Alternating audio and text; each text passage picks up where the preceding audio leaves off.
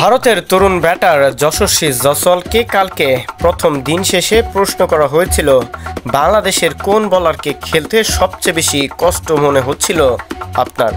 তামিম ইকবালের এমন প্রশ্নে তার উত্তরও একদম সাদাসিধেভাবেই ছিল। শেষ পর্যন্ত প্রথম দিনে লড়াই করে ৩৩৯ রানে ৬ উইকেট হারিয়ে দিন শেষ করলেও ভারত সেই দিনটা যেন নিজেদেরই করে নিয়েছে শেষ পর্যন্ত খেলে।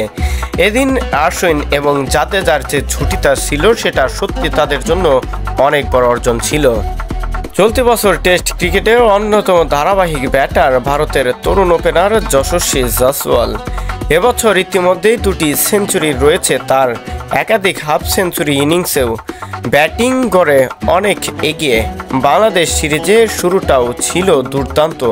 কঠিন পরিস্থিতিতে হাফ সেঞ্চুরির ইনিংস চেন্নাইয়ের পিচেও বড় বাড়তি বাউন্স রয়েছে, সেখানেই কিছুটা চাপে পড়েছিল তারা।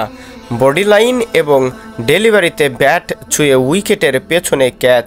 যশস্বী আর কিছুটা সময় ক্রিজে কাটাতে পারলে ভারত দলের বিপর্যয় হতো না এমন। অবশ্য আশ্বিন ও জাদেজার জুটিতে পরিস্থিতি সামাল দিয়েছে দলটি।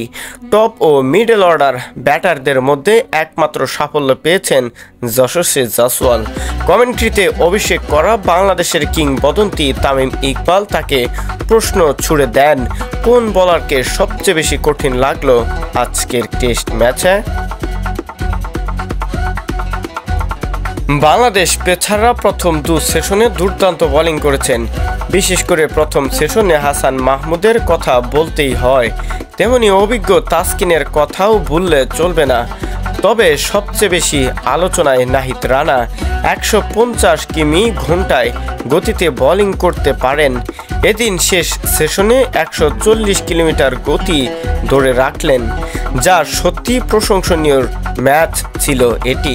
শেষ পর্যন্ত নাহিদ রানার বলেই আউট হয়ে মাঠ ছাড়েন যশস্বী জয়সওয়াল। বারবার প্রশ্ন করলেও তিনি খুব একটা গুরুত্ব সহকারে নাহিদ রানাকেও ক্রেডিটটা দিতে চাননি।